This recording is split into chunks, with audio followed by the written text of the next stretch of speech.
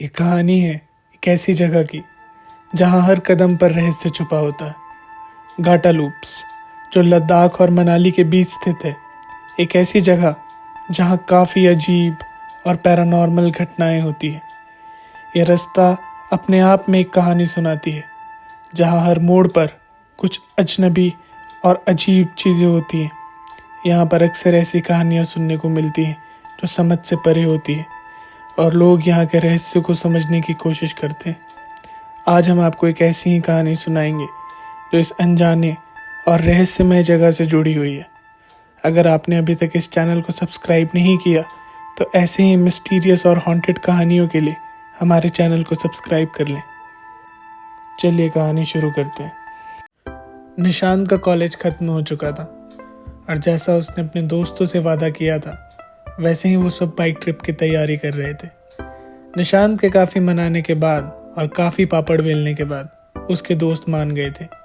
निशांत इस ट्रिप के लिए बहुत एक्साइटेड था क्योंकि उसने हमेशा से अपने दिमाग में इस ट्रिप का सपना देखा था। फिर वो दिन आता है जब निशांत और उसके दोस्त मनाली पहुंचते हैं। वहां पहुंचकर वो एक दिन होटल में गुजारते हैं और अगले दिन बाइक रेंट करके वो निकल जाते हैं अपने डेस्टिनेशन लद्दाख के लिए। सब काफ़ी एक्साइटेड और उत्सुक होते हैं और उनके चेहरे पर एडवेंचर की एक अलग चमक होती है। बाइक ट्रिप शुरू होती है और सारे लोग अपने अपने सेफ्टी गियर्स पहन लेते हैं। तभी निशांत के एक दोस्त को मालूम पड़ता है कि जिस रास्ते पे वो लोग जा रहे हैं वहाँ बारिश की वजह से लैंडस्लाइड की आशंका है। पर इस बात को निशांत और उसके सारे दोस्त इग्नोर करते हैं और अपनी बाइक्स लेकर निकल जाते हैं। सफ़र काफ़ी खूबसूरत होता है और काफ़ी घंटों की राइडिंग के बाद ये ग्रुप घाटा लूप्स नाम की जगह पे पहुंचता है। हल्की शाम हो चुकी होती है और हल्की हल्की बारिश हो रही होती है। इस जगह पे पहुंचते ही निशांत को थोड़ा सा अजीब महसूस होता है। निशांत को कमज़ोरी का एहसास होने लगता है और उसकी आंखें गिरने लगती हैं। यहाँ कोई रुकने की जगह नहीं थी और निशांत रुकना चाहता था। जब निशांत से कंट्रोल नहीं हुआ तो उसने आखिरकार गाड़ी रोक ली। निशांत के सारे दोस्त आगे जा चुके थे। इस पूरी वैली में निशांत अकेला था। निशांत गाड़ी साइड लगाकर पानी पी रहा होता कि तभी उसे सामने से उसकी तरफ कोई आता दिखता है। इस जगह पे रुकने की कोई जगह नहीं थी, ना कोई घर था और यहाँ कोई पैदल भी नहीं दिखता। इसलिए निशांत के लिए थोड़ा शॉकिंग था। अब धीरे धीरे करके वो इंसान निशांत के पास आया। उसका पूरा बदन एक शॉल से ढका हुआ था। निशांत उसको देख नहीं पा रहा था, पर वो इंसान निशांत के पास आया और बिना कुछ बोले खड़ा हो गया। निशांत ने उससे पूछा, आवाज़ दी, पर कोई जवाब नहीं आया। उस इंसान ने निशांत की तरफ अपना हाथ बढ़ा दिया, मानो कुछ मांग रहा हो।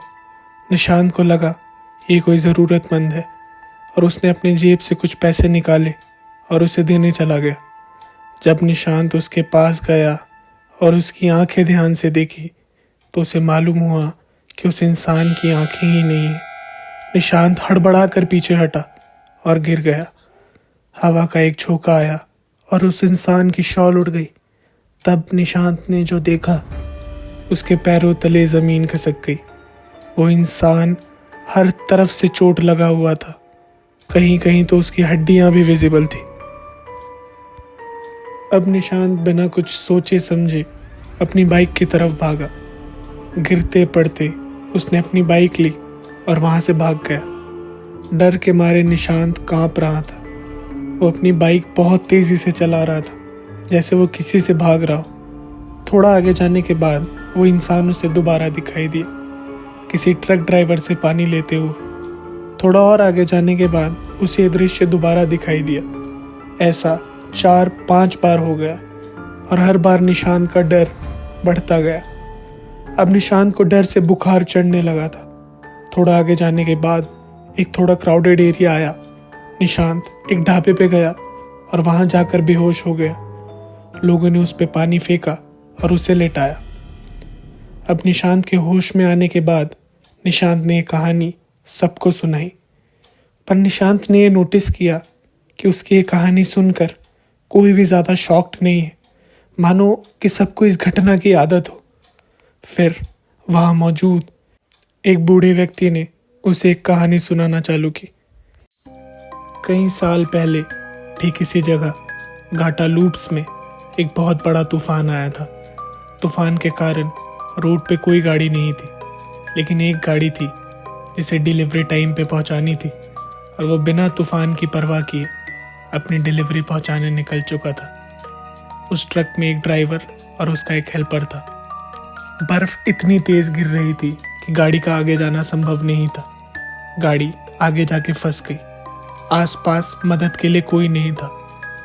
तब ड्राइवर ने ये सोचा कि वो गाड़ी से उतरेगा और जाके गांव के लोगों की मदद मांगेगा, और हेल्पर गाड़ी में ही रहेगा। ड्राइवर ट्रक से उतरता है और गांव की तरफ चला जाता है। उसके बाद बर्फ और तेजी से गिरने लगती है और ड्राइवर का वापस जाना संभव नहीं हो पाता। जब अगले दिन हालात ठीक हो जाते हैं तो लोग उस ट्रक के पास जाते हैं। वहां पहुंचने के बाद उन्हें वो हेल्पर मृत अवस्था में मिलता है, क्योंकि न ट्रक में कोई खाना था और ना कोई पानी, और पूरी रात उस जगह पे इतनी ठंड थी कि हेल्पर का बचना असंभव था।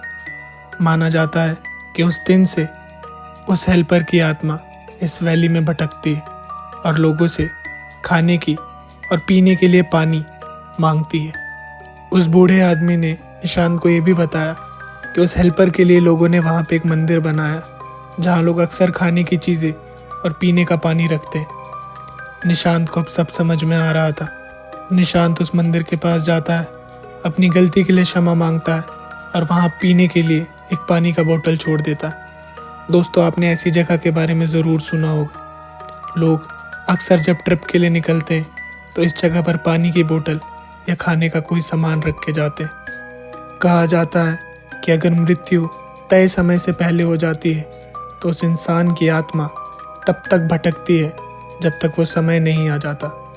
तो दोस्तों, आपको ये कहानी कैसी लगी हमें कमेंट करके बताएं, और ऐसी और कहानियों के लिए हमारे चैनल को सब्सक्राइब करें।